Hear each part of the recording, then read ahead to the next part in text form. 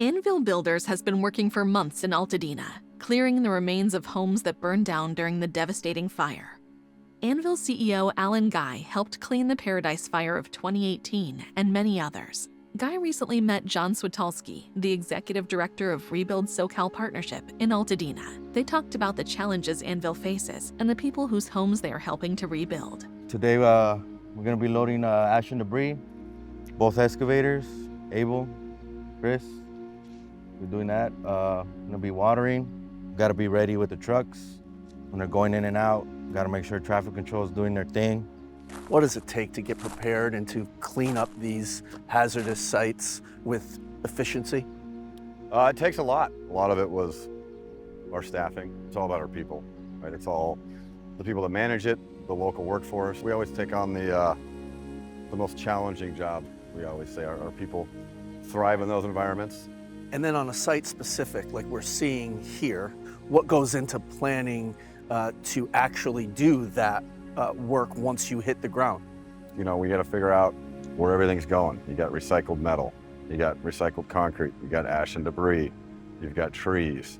When they say go, it is all hands on deck for the entire company to get people, resources, everything ready to go to start the cleanup process, to rebuild these communities. There's probably 1,000 trucks on the road every day. So how many loads can the landfill take? Who wants the concrete to make base rock and materials in the local area? Who wants the metal in the local area? What do we do with the burnt down trees? Fire has scarred the landscape, but also scarred the communities. What does it mean to you and to your company to take part in the recovery? Our company takes a huge amount of pride in doing this work. And I think the healing process starts with seeing, you know, your entire life sent out in dump trucks. It's very emotional, as you can imagine. We found pictures, wedding rings, family heirlooms, like you name it. You and your employees are making connections throughout the community by doing that. How does that permeate through the culture of your company? Super cool to see the appreciation from people that have lost everything. You know, they'll bring them donuts. And they're the ones that lost everything, and they're bringing our guys and girls donuts, which is really cool to see. Anvil foreman Philip Thompson is with his crew every day, and he has met families who have lost everything. Everybody has to have a release, and that's what we try to do for the homeowners. Give them a release where they can talk about what's going on. We've actually prayed with people to help them through the process. We've cried with them. Again, very emotional. Sorry. But that's how touching this is for all of us. What is required of your company to make sure that the hazardous materials don't impact your folks? The workers have to have a 40-hour HAZWOPER training.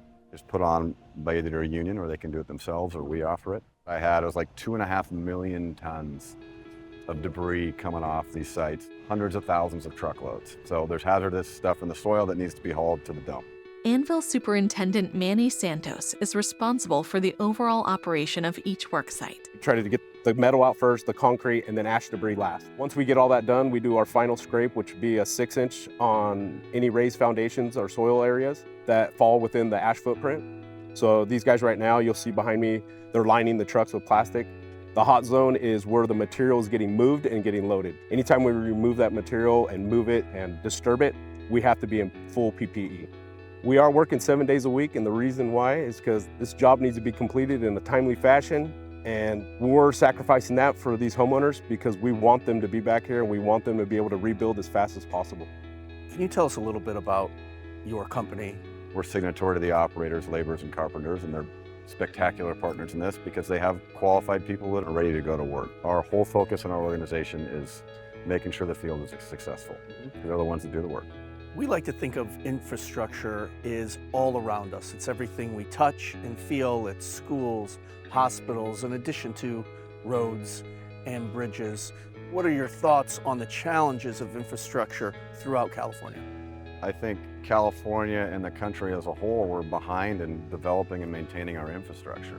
There's a lot of new infrastructure needed. There's a lot of old infrastructure that needs to be upgraded. It's great for the economy, it creates jobs. It seems that the Army Corps has done a pretty good job in getting companies like you and others to get this work done quickly. The Eaton fire and the Palisades fire has been the quickest and most efficient cleanup in California since we've started doing this work, I think. It took all the state agencies to make this happen. I mean, it's probably the most expensive disaster in the US. I mean, it's a huge task, 5 months from start to finish. It was monumental what they all did together. Alan, thanks for joining us here in Altadena. This is a really remarkable effort in all the logistics that went into this, and to get this 95% done in just about 5 months. Yeah, thank you for having me.